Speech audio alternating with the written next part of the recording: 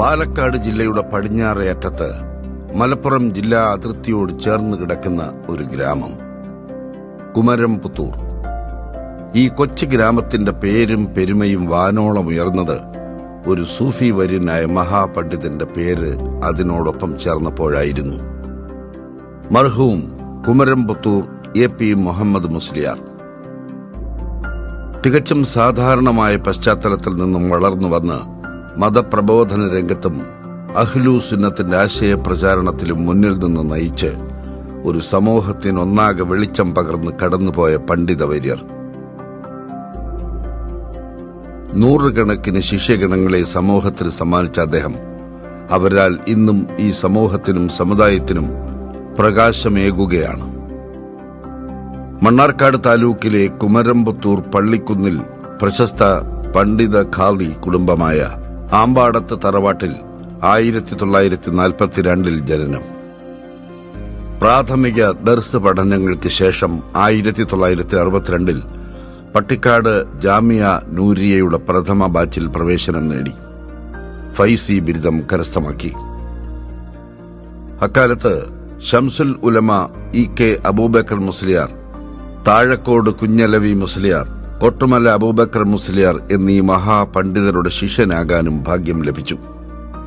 തുടർന്ന് കേരളത്തിലുടനീളം വിവിധ മഹല്ലുകളിലും വിവിധ അറബിക് കോളേജുകളിലും മുദരിസായി സേവനമനുഷ്ഠിച്ചു.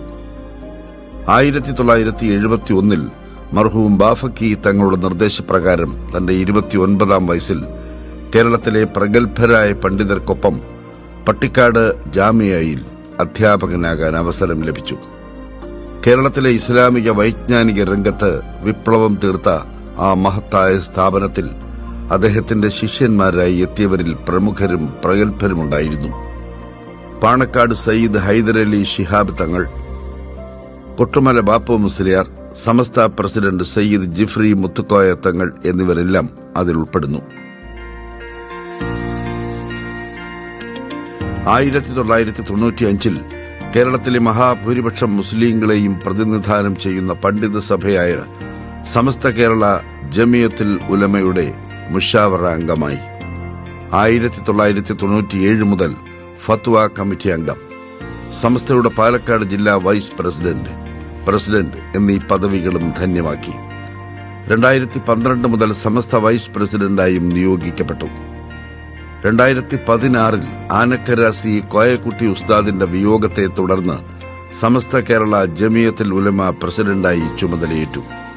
സമസ്തയുടെ അധ്യക്ഷൻ എന്ന പരമോന്നത പദവിയിലെത്തിയിട്ടും അദ്ദേഹത്തിന്റെ ലളിത ജീവിതത്തിനും പ്രവർത്തന ശൈലിക്കും യാതൊരു മാറ്റവുമുണ്ടായില്ല. തന്നിൽ അർപ്പിക്കപ്പെട്ട വലിയ ഉത്തരവാദിത്വം നീതിയുക്തമായി നിറവേറ്റാൻ അദ്ദേഹം പരിശ്രമിച്ചു. കാലത്തിനനുസരിച്ച് ഇസ്ലാമിന്റെ വീക്ഷണങ്ങളിലും കാഴ്ചപ്പാടുകളിലുമെല്ലാം വെള്ളം ചേർക്കാൻ അദ്ദേഹം സമ്മതിച്ചില്ല. സ്വന്തം മഹലായ കുമരംപുത്തൂർ മഹലിന്റെ പ്രസിഡന്റായിരുന്നു എന്നതും അദ്ദേഹത്തിന്റെ ലാളിത്യത്തിന്റെ അടയാളപ്പെടുത്തലാണ്. 2016 ഡിസംബർ 15 72ാം വയസ്സിൽ അദ്ദേഹം വഫാത്തായി.